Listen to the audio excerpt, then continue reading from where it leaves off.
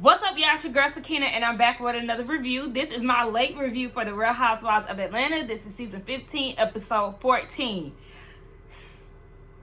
As y'all seen in the community tab, I told y'all that I would be late with the reviews and all of that. Yes, I'm like 2 days late from that post. But I just want to get into a little story time real quick, because I'm sure y'all probably wondering where I've been. Your girl had experienced something this weekend. I was in the clanker, y'all. AKA jail. I was in jail, y'all. Okay, so let me give y'all a story, okay? Let me tell y'all what happened. So, last Thursday, right? I was preparing to take my niece and my nephew back to Ohio on Friday.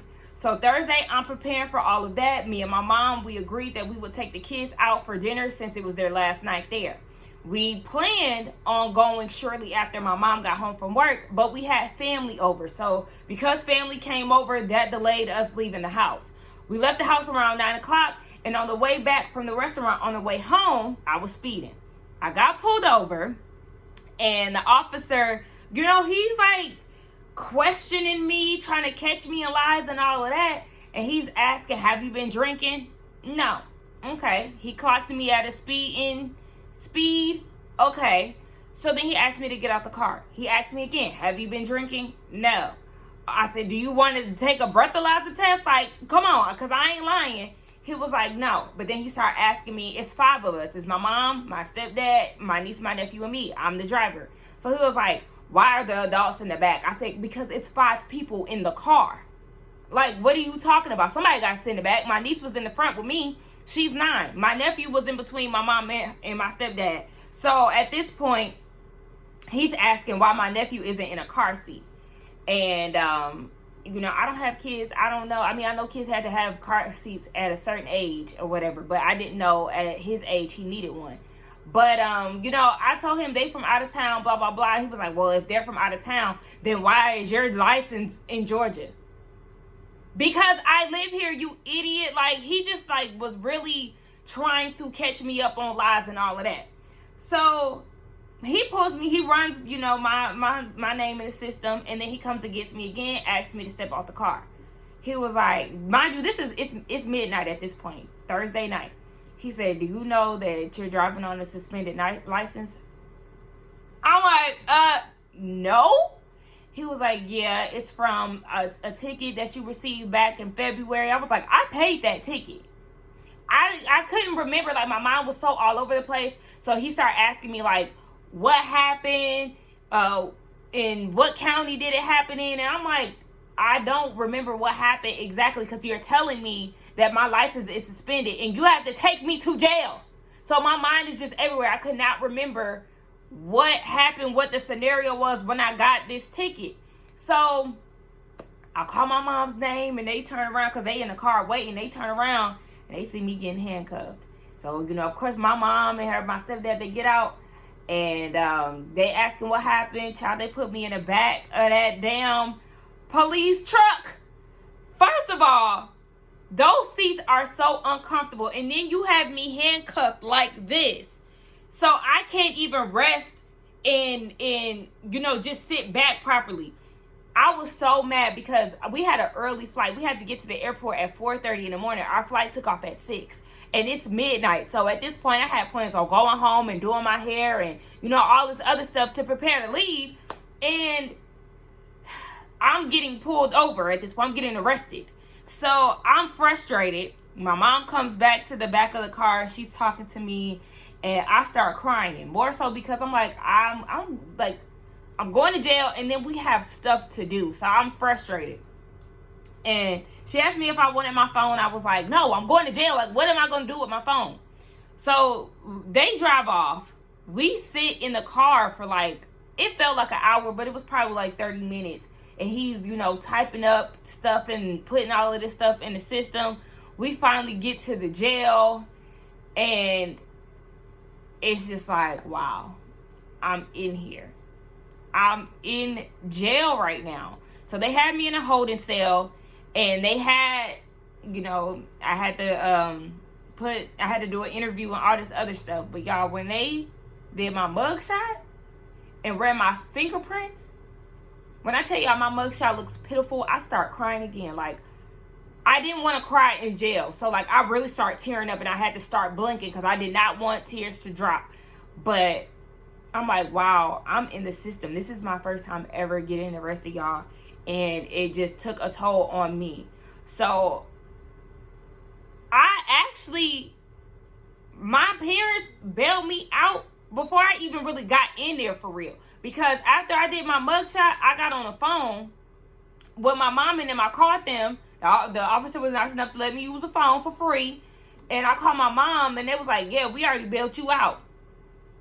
The system is down. The system that does a background check and make sure that you don't have any other warrants in the states, that was down.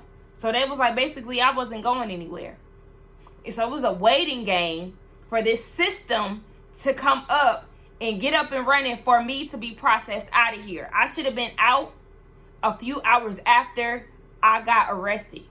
I spent the whole weekend in jail. I did not get out of jail until Monday morning. I went in there technically Thursday night, got out Monday morning. When I tell y'all, I was going through it.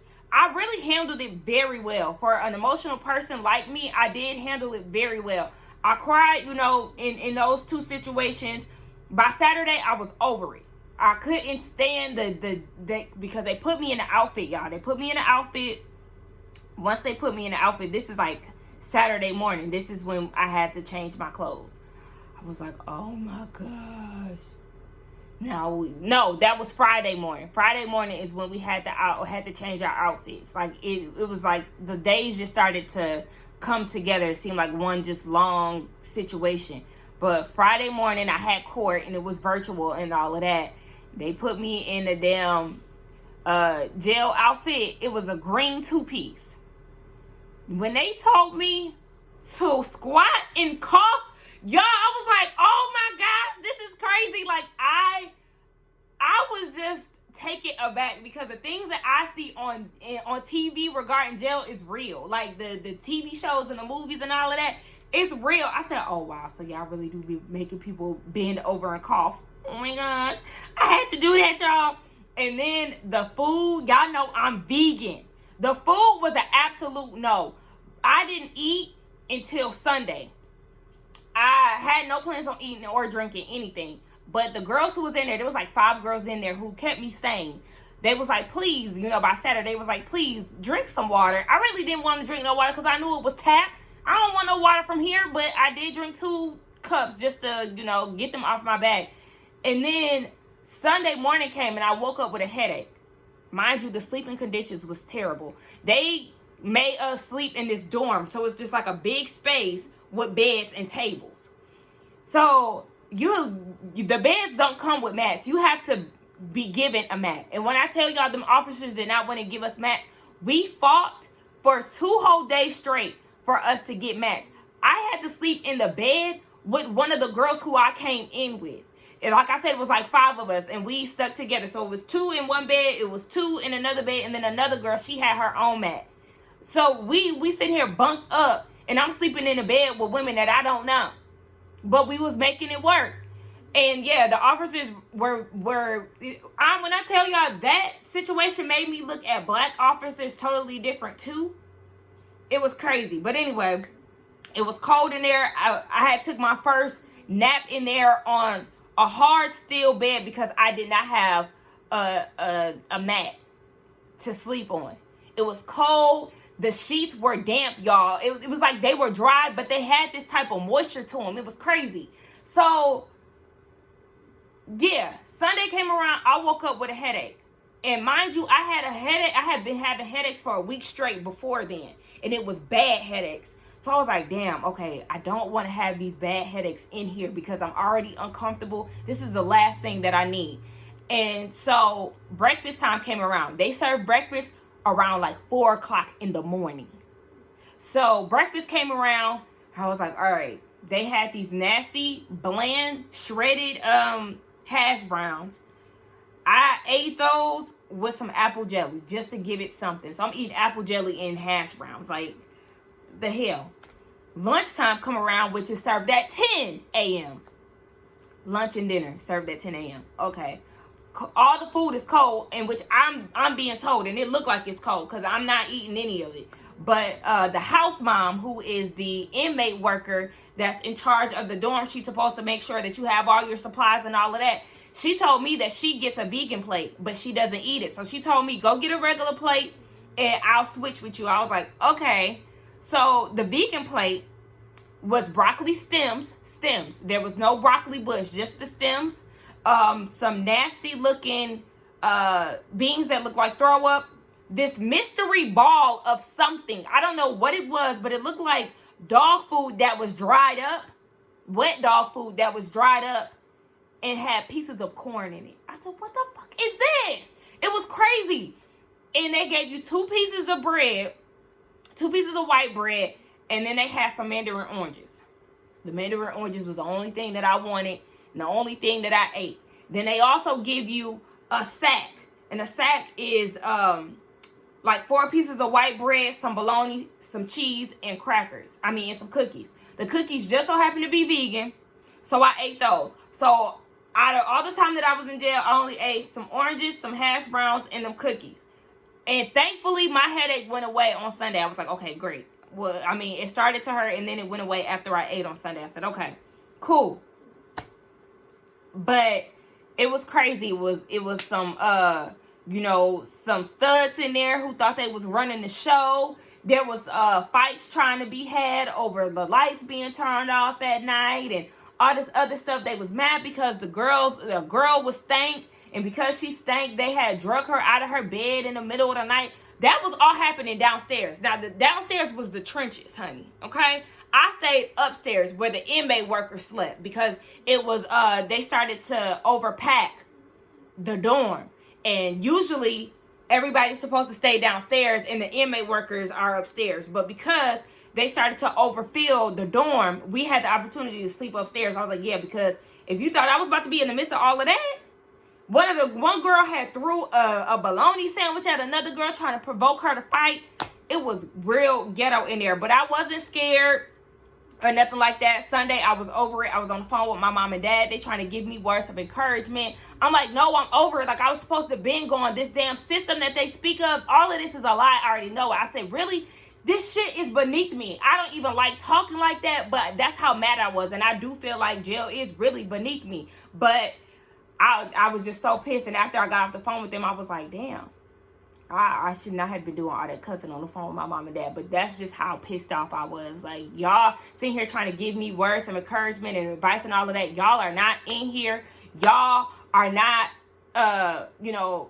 in a situation where you're bailed out and can't get out. And it was crazy, y'all. It was crazy. I know I'm rambling at this point. It's 13 minutes.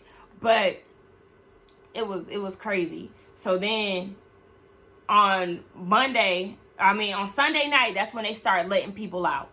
That's when the system magically came up. Now, the house mom told me, she said, they like to keep people in here past 7 o'clock at night, because then that's when they get money for every head that's in here. So I thought that, now they had been saying that the system wasn't going to be up until Monday. This is like Saturday is when they told us this. This is why I started getting pissed off. So it wasn't supposed to be up until Monday. Conveniently, the system comes back up because somebody had to come out and work on it. Conveniently, it comes up on Sunday night at 9 p.m. Out of all the people that was in there on bail, they called 2 people. I was like, what are y'all doing? They called 2 people at like 9 o'clock. Hours go by. They come back, they get 5 people. Hours go by again, and at this point, it's Monday. I'm like, I literally just spent another night in here, and I had no plans on doing that. But it's Monday morning. I try to call my mom because my mom has a court date. She just so happened to have a court date, and I call her because I'm like, I know she has to go to court. And it wasn't nothing criminal, y'all. She was subpoenaed because somebody stole from her. She had to, point out the witness. I just don't want y'all thinking, oh my gosh, y'all got a criminal family. But anyway, yes. And I was like, okay, I know my mom got court. I need to call her. I called her, and they were saying that my little inmate number wasn't working. So somebody was like, that's because you're out of the system. I said, oh, for real? When I tell y'all, I went upstairs and I snatched that mat off the floor. I got my sheets together. I got everything that needed to be gone when my name was called ready. 30 minutes later, it felt like 30 minutes because time really stood still in there. But it felt like 30 minutes later, they called my name. Baby, I grabbed them sheets and that mat and I got the hell out of there. So within like the next 20 minutes, I'll say like the next 30 minutes, I was out. I called my mom and she was like, I'm actually here. I'm at the courthouse. I'm thinking she is in the county that we're in, that we live in. But she was actually in the county that I was in. Baby, when I tell you, I walked up to the front of that courthouse from behind the jail. And I sat out there and waited for my mom. And when I seen her, I just hugged her. She was already on the phone with my dad. So, you know, being able to talk to my dad right away, see my mom, I was like, oh, thank you. Thank you. Thank you. And one thing about it, that definitely showed me, being in jail definitely showed me that I'm loved. Because my best friend called me. I wasn't responding. She knew something wasn't right. She called my mom. My cousin called me. I didn't respond. He knew something wasn't right. He called my mom.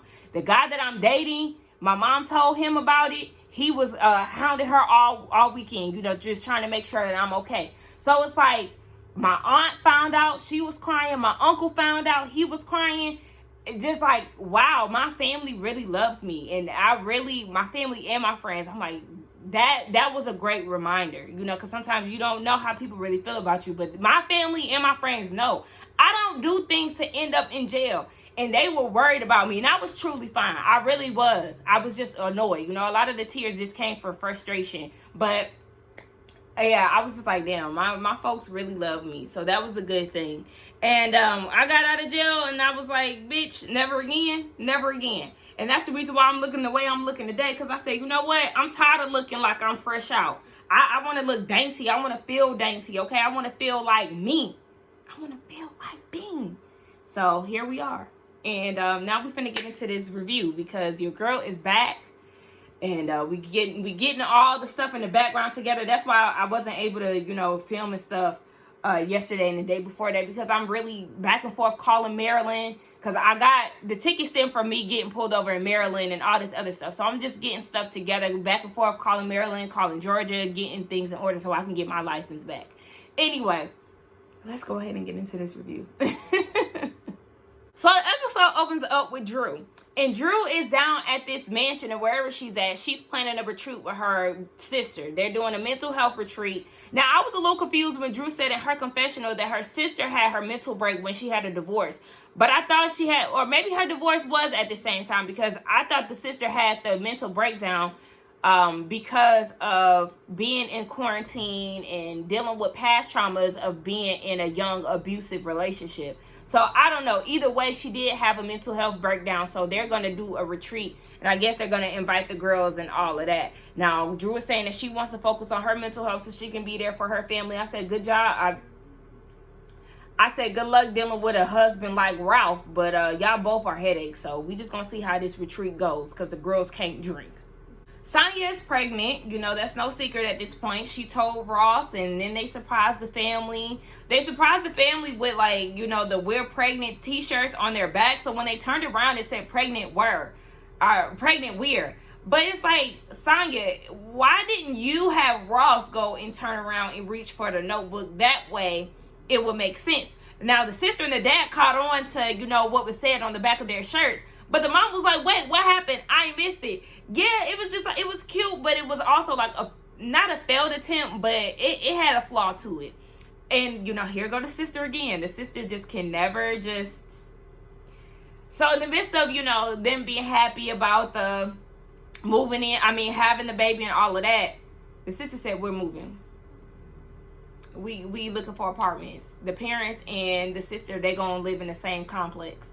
I said, well, dang, wait to just kind of shoot down the happy moment. But I guess she just couldn't wait. But yeah, their apartment hunting and all of that. Sonya said in her confessional, you know, basically it's a bummer that she's about to have a baby and her family is moving out. But y'all wanted them out in the midst of y'all trying for a baby. So why are you acting confused about that? girl, yeah, go ahead and take care of your own kids at this point. They told Deuce about it. He was like, when y'all having this baby? Remember, he didn't even want a sibling. When they asked him last season, he said that he wanted a dog child. So we're going to see how happy Deuce is. But congratulations to Ross and Sonya. Ralph and Drew, they go on a date night.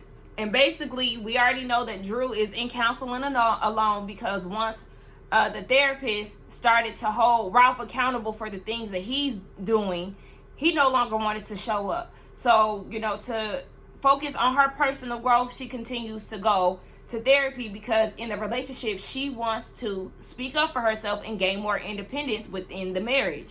So, Ralph is talking about how he hasn't blown up as much as he has last season and he's doing the work. And Drew was like, what work are you doing?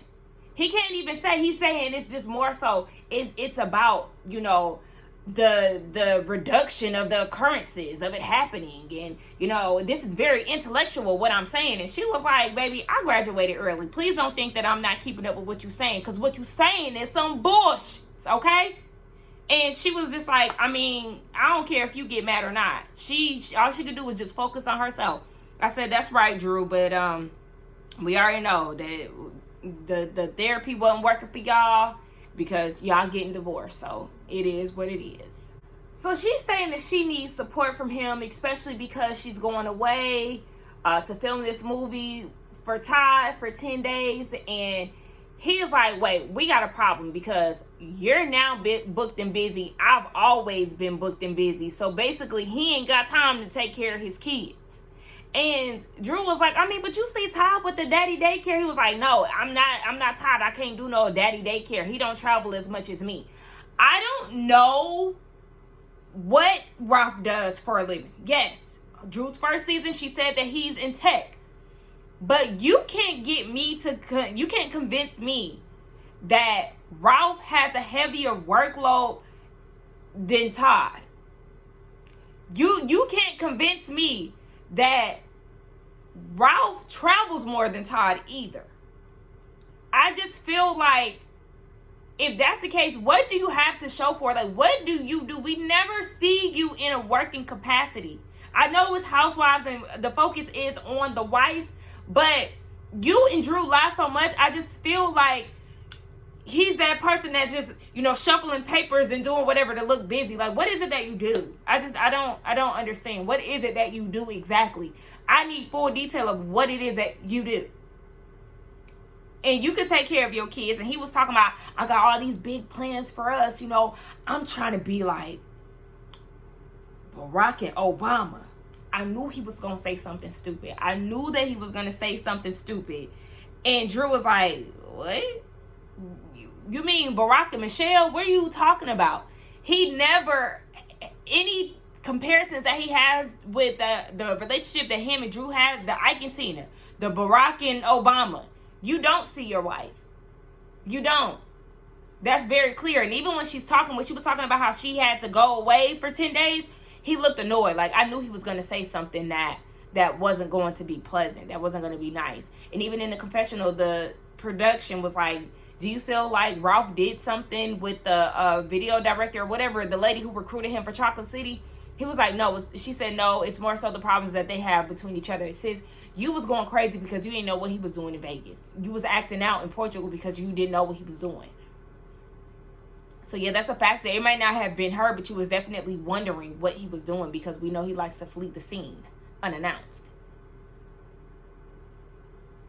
But, child, and I feel like we already got that confessional from her before. I feel like they reused that confessional. Was I the only one who felt that way? Kenya invites Kandi and Shamia over. I'm not a fan of like the wet and wavy look, so I really wasn't here for Shamia's hair. We haven't really seen her in a while. I know she's supposed to be a part of the Kandi and Todd movie. I just feel like they're hiring their close friends, and I seen the artwork for the movie. The guy who was on Hit the Floor, fine as hell. He's gonna be in it, and then you got Drew, and then one of those girls, she be in like those Tubi movies. I forgot her name, but she be in like them little BET originals and stuff. I guess those are like the three main characters, but whatever. Yeah, So they're at Kenya's house. That salad looked really good. I said, is that from Kill Me Crazy? I don't know, but she ain't plug it, so maybe not. But anyway, they start talking about how she wants to have another kid. She wants to use Mark's embryo. Candy is looking at her like, girl, you're out of your mind. She doesn't want to have the baby natural because of all the complications, so she's thinking about a surrogate. Girl, no. I wonder how that went with Shamia, because Shamia used Candy's surrogate, but the surrogate got diagnosed with breast cancer. So I wonder how Shadina was throughout the pregnancy and if she's actually okay today. If y'all know, let me know in the comments. But yeah, so they started talking about that, and then they caught Shamia up on a few things, and Shamia wanted to know if they were still cool with Sheree. Yeah, they are, and she wanted to know if Sheree was still with Martell. Yes. Now, apparently, Sheree had a birthday dinner that Candy wasn't invited to, but she invited some guests. I don't know if Kenya was invited. I feel like she wasn't. I can't remember if I seen her in the flashback pictures. But, you know, Marlo, Sonya, I think Cynthia was there, I think. But, yeah, some girls were there, and we got a flashback of Sonya telling Kenya that Martell asked all of them for their cash apps to pay for their dinner. So, cash app him so they can pay for their own food. The bill came up to $1,500. And you see Sonya in the flashback telling Kenya, like, even if you don't got it, just swipe the card. Like, just, you know, just put on for this time. But asking the women for the cash app, that was a lot. Even Kenya was like, bitch, I spent that today. I don't know what y'all expect. There's two factors involved. One factor is Martell. The other factor is Sheree. Two broke people. Okay? So if y'all ever thought that Martell was going to pay for the entire bill, y'all got another thing coming. And did Martell throw this party for Sheree? Like, that's a genuine question, because then I feel like that would be another factor in it too. I don't know. Was this like a surprise thing that he put together for her? I don't know. But, you know, I'm not rich. I'm very much so a regular person. Now, and it's, according to Kenya, he didn't pay for Sheree's meal either. Now, that's where you messed up at, because I'm not going to expect you to pay for my meal, but what I would expect you to do is pay for the birthday girl. That's the least that you can do. That's mandatory, honestly. The birthday person, regardless if it's a man involved or not, should never have to pay for their meal on their birthday. Friends, we all gonna chip in or whatever the case may be. But when it comes down to it, the birthday person, male or female, should always be covered. But, like I said, you're dealing with broke-ass Martell and broke-ass Sheree. I know she's the birthday person, but the fact still remains. Neither one of them want to pay for shit. So, why would you think that they want to pay for the whole party? That was actually a jail conversation too. They wanted to talk about, there was a conversation that we had while we was in there, you know, how we felt about the whole paying the whole party, going half on it, or everybody paying for their individual meal. I feel like you can't get mad at somebody for not wanting to split the bill with everybody. They may not have it.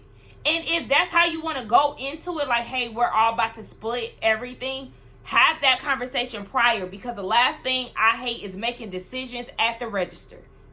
No, you should already go in there with a game plan. Okay, well, we're all trying to split the bill amongst everybody. The whole total, we're all going to split. How does everybody feel about that? Or, you know, everybody's just responsible for their own bills. Simple as that. I feel like communication is the main factor in that whole situation. But you cannot get mad at somebody because they don't want to split a bill for something that they didn't even eat. Y'all let me know how y'all feel about that. Again, I'm very regular, okay? I don't have the type of money to where I can pay for everybody, okay? Depending on where we go and how many people, I can. But, you know what I'm saying? Again, I'm regular. I work my little corporate job, and I keep it moving. And who do we have next? Miss Brokey herself, Sheree. She's at one of those self-cleaning groomers where you clean your dog yourself.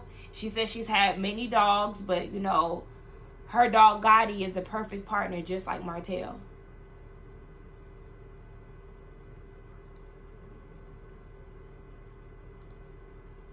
stop playing with us. Stop playing with us. You be lying so much. Ugh, this cast is filled with liars. You be lying so much. We don't believe you. What are you talking about? I don't even believe you when you said that Gotti is rolling around in the backyard in grass. You don't have any grass in your backyard, Sheree. What are you talking about? I've commented on this before. The backyard is unfinished. Anyway, she gets on the phone with him, and production was talking about what they got going on. She said that he hasn't really been around too much, but he did spend New Year's and her birthday with her. They asked what he got her for her birthday. She said, he got me a Alexander McQueen handbag. You already know what that means. She lying. Then she gonna say, he doesn't really buy high-end stuff. Yeah, because he ain't got it. Just like he ain't got that builder's license. So, yeah, you can see a future with him. It's only been 6 months and all of that. Girl, next. And yeah, Sheree, why you still using AOL? Because as soon as she said AOL, I'm like, you couldn't even upgrade to Hotmail? Child, that's her business. So, yeah, he's still here, by the way, because my situation wasn't able to take him home. His sister is gone, though. Her mom came and got her. But, yeah. So, we get down to this movie scene with Kandi and Drew, having their first scene together, I guess, since the Peach Social. Okay, you're going to have to sit down, okay? Hey, where? I don't know. Just out of sight. Hi. They said, hey. Y'all excuse his hair. He got bad hair, okay? Looking like Coolio. I'm filming. But, don't get up here. So, yes. It was a little awkward, but, it is what it is. They're moving past it. So, then we get down to this table reading. But before then, we see a confessional with Todd and Kandi. Todd said that his priority is the restaurant. And then the movie. I said, great. So this movie that you've been stressing about comes second to OLG. I mean, they're both priorities. However, no, don't jump up here. They both should be priority, but I'm like, isn't this movie isn't production, TV, film, and all of that, isn't that your first baby? I don't know. The table read, Child Mangetta in the movie too. I said, just like I said, family and friends just all up and through the movie, child. Or friends at least. And I mean, we just gonna see how the past goes. That's all I gotta say about that. So they're at the retreat, right? Everybody is showing up in white, and the house is very beautiful. It's set up very nicely. They have a few things that they're gonna be doing at the retreat. So they have the husbands coming in too. I really thought it was just, for the women. But they have everybody coming in. Cynthia's there. Mangetta is there. Marlo's there.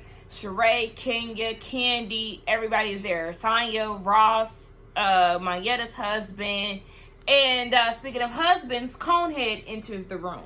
So everybody's gathering around having a conversation. Kenya sees Ralph. She says, oh, hey, Ralph. Drew turns around because she didn't know that he was there. So when she turns around, she goes and gives Ross a hug. And then, she tries to go and acknowledge Ralph. And Ralph walks right past her, goes and hugs Kenya, and then goes around to all the other wives and ignores Drew. Sit down. We're not playing. I'm working. So he doesn't acknowledge her. She said that he had been cold since they had the date night. And anytime he feels disrespected, basically this is the way that he reacts. So she finally, approaches him and was like, hey, they exchanged, a kiss and a greeting. And he was like, I thought that you was going to come and acknowledge me. You went straight to Ross. And she did. And even when she did that, I was like, I guess maybe because Ross leaned in first. I don't know. But yeah, he purposely ignored her. And it was definitely weird. Their dynamic is just trash. So Drew's sister Allison, she explains the retreat. These are some of the things that she's experienced during her 19 days of being in I guess an institute. They end up dropping it with Drew, right? Doing a little exercise. And Marlo in her confessional, she was like, last time I dropped it with Drew, it was an epic fail. Matter of fact, let me check the website to see if it's up yet. She said, oh, child, not the 404, the 404 not found. Y'all know when a website don't work, or it I guess it's not a domain or whatever, you get that type of message. She said, child, they done dropped it. The internet done dropped it again. That was funny, because it's like, I mean, are you still doing Drop It with Drew, for real, Drew? Because obviously you can't be if the website is not up. And if anybody's familiar with the area in which the Drop It with Drew gym was, do they still have that big Drop It with Drew sign with Drew's face on it like she did in that one episode last season? Who was a mess, girl? You ain't dropping shit, okay? One thing, I mean, you wouldn't miss dropping that man, but you Drop It with Drew, I don't think that's still going on. So they move on to the next thing. It was the Drop It with Drew, and then they do a meditation. So then you have Sheree not participating. Marlo isn't participating either, as far as, you know, closing their eyes and just being present in the moment. Sheree said that this was the thing is actually nice, but, you know, she's happy that Portugal was the inspiration for this. Girl, y'all didn't heal not one thing in Portugal, okay? You are not capable of healing the whole group. You are not the mother figure, the go-to person of the group to even try to heal anything. So, girl, please. I mean, and Drew was not either, but this was not Drew's thing. This was her sister's thing that they shared together. Her sister is battling with mental illness. So, girl, please stop trying to make it about you, because it's damn sure not. Anyway, you have the men outside, Ross, Ralph, and Mayetta's husband. I think his name is Keith. They're having a conversation, and they were asking Ralph how court went with the lawsuit and all of that. And he was like, you know, he said whatever he said. And I was with Keith. You need to be careful who you let your... Hey, quiet. I'm working. I was with Keith. You need to be careful at who you let in your house. I mean, it seemed like y'all always got something going on with them assistants. He was like, no shade, but I'm just coming to you as a friend. Thank you, okay? Most importantly, why do y'all have all them assistants? Keith, I need you to ask that. Stop climbing up on my bed. You're messing up my pillows, and you're messing up my cover. Now, I had everything nice and neat before you came in here. You keep it up, you're going to get out, okay? Either you're going to play with your toy down here, and you're gonna sit up here and act right, or you're gonna get out. Okay, well, go ahead and play down here with your toy. Child, can't even work. They get into the conversation of Drew in this lawsuit. You're hearing two different perspectives from her and Ralph. She's talking about how, first of all, it was the camera outside of the courtroom. Who is Ralph and Drew? Y'all ain't no famous people going to trial for the cameras to be waiting outside of the courtroom to get an interview from y'all. That felt very fake. Now, I don't know too much about court. I don't. Even though I just told y'all what I went through, I still don't know too much about court. But is it typical that somebody just is outside waiting to get an interview from what's going on inside? I don't feel like y'all have not a bit of a high profile case to be getting an interview outside of the courtroom. Anyway, she's explaining what was going on again. She tells the story about how the lady wanted to try the food. She brought the food over. There was weave in the story, in the food. Her and Ralph got that story together. Oh, no. Drew said that there was no interaction between her and the kids. Well, if that's the case, why did y'all try to interview her to be a nanny, according to Ralph? And then Drew goes and lies and says that the lawsuit went from, well, Ralph said that she wanted $1,000. They received the invoice for $1,000. And according to Drew, like a year later, a sheriff comes knocking at their door, and she wanted $1,000, and now it's $10K. No. Bravo showed the paperwork. That lady only wanted $1,000. So why are you sitting here bigging up this situation bigger than what it actually is? I don't understand, Drew. That's why we can't fool with you, because you're a liar and you lie for no reason. You should be lying in the first place. But it's just like, girl, what is your point? What is your gain from this? So yeah, I don't get it. And I already seen, you know, the girl had an interview. The girl who they were suing had an interview, and she was saying that basically she was playing the role of the chef and the nanny, and Drew was basically not really paying too much attention to her kids, to the point where she was trying to get the nanny to bathe the kids, who is ultimately a stranger. I don't know, but it's not far-fetched to me because we know how Drew lies. So then they started talking about Sheree's birthday, and Candy felt some type of way because she didn't get invited and somebody else didn't get invited. Oh, Drew. Sheree said that Drew's daughter was sick, according to Ralph, so that's the reason why she didn't get invited. And then Candy don't show up for a lot of stuff, so that's the reason why she didn't get an invite. But Candy was like, I would have expected to at least get a text message. And Cynthia was like, wait, you wanted a text just to say no? She was like, no, actually, I was at home. I would have went. But, you know, whatever. She just feels like Sheree has been acting real different towards her. It's just like, again, Sheree, you want to say that Candy's not being a friend to you, blah, blah, blah, and you expect certain things out of her, but it's like, okay, well, you ain't even inviting her to your parties or anything like that. But, I mean, y'all ain't really friends no way, so don't nobody give a damn. Anyway, so then Cynthia, you know, the friend of, is getting a party started. Well, I heard that there was a split within the group. Yes, there was a collusion when it came down to Courtney, Marlo, Sonya, and Sheree. And Mayetta was like, you even, you know, called Drew up. And Courtney was like, what? So then they did a flashback. And I guess Sonya and Courtney was arguing or something. She was like, no, this. And she was pointing at Sonya. So she didn't call Drew AB. She was talking to Sonya. And at first I was confused because I was like, why are they pointing at Sonya if she's talking about Drew? And then I had to rewind it. I was like, oh, she's talking about Sonya. Okay, whatever. But whatever. There's a divide between the cousin-in-laws. Don't nobody really care. Honestly, I can go without that.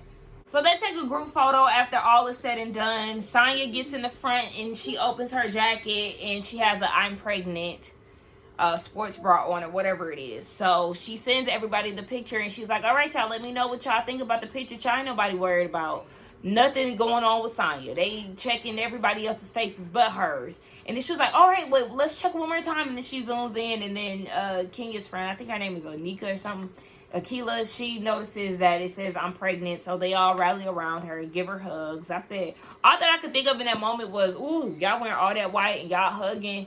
Some makeup is going to get transferred on them outfits. Speaking of outfits, Drew, your outfit was ugly as hell. You keep wearing that big-ass Gucci pouch, which is ugly. When she wore it on date night, I'm like, ugh, she irritates me. That's why I kind of got mad with her stylist last week, because she always wears a tacky, logoed out designer piece, and it never looks good. That big old Gucci fanny pack is atrocious. So for you to even show it twice in one episode was just too much for me.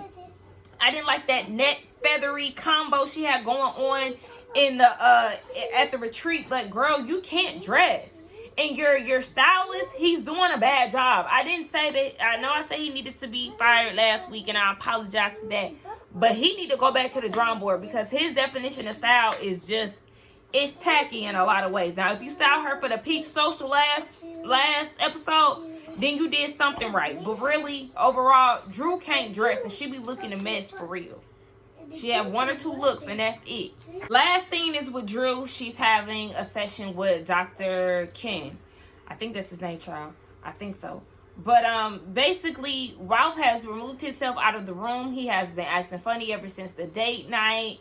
And it was funny, even when he said in the date night scene, I forgot to mention that, he was talking about how, you know, with therapy, they may talk about certain topics, and then, you know, that'll lead to divorce. Child, please, you just don't want to do the work, and you don't like Drew. And she has to come to that realization. Even the therapist was like, yeah, so you're feeling like your husband doesn't care about you, because he doesn't. He's very self-centered. He doesn't like you, and it's very evident. It's sad to watch, honestly. I feel like nobody should be in a situation. Come on, Shay. Nobody should be in a situation where their spouse or their significant other doesn't like them. You do have to put yourself first, like the therapist was saying. The most important relationship that should come first is for yourself. Otherwise, you won't be any good to anybody. Your husband, your children, anyone. And, you know, you may see peaks of vulnerability from Ralph, but at the end of the day, that man is for himself. He does not care about you. Okay? Girl, leave it. Leave it where it is. Put yourself first. Because, yes, you are causing more harm to yourself by sticking around in this situation with a man who clearly does not like you. And you know it. So anyway, I guess we'll just see more and more of the downfall of Ralph and Drew's relationship as the season continues. To me, it felt like this may have been the season finale. I don't know, something about that group hug, and then Mayetta was getting emotional. Candy got emotional during the meditation and all of that too. But I don't know, something about the group hug felt like this was supposed to be the season finale. But we already know that they picked up the cameras to continue to film once Ralph and Drew filed for divorce. Also, I thought about this too. Something's not right with the whole Sonya thing. Remember when they gave us like the mid-season trailer and Sonya announced that she was pregnant like a totally different way, if I'm not mistaken. It wasn't in the way that we seen with her and Ross, or the way that we seen her, Ross, and the family. I felt like maybe they redid that scene or something. But I just remember the scene looking totally different from what we actually got. Look, from my memory, it looked like she was like in a studio or something, and she was sitting down and she told somebody that she was pregnant. I don't know. Y'all let me know. But anyway, that was the end of the episode. Let's get down in the comments to talk. Do not forget to like, comment, and subscribe to my channel, and I will see y'all later. You want to tell them bye? Bye. Okay. Bye, y'all. Bye, y'all.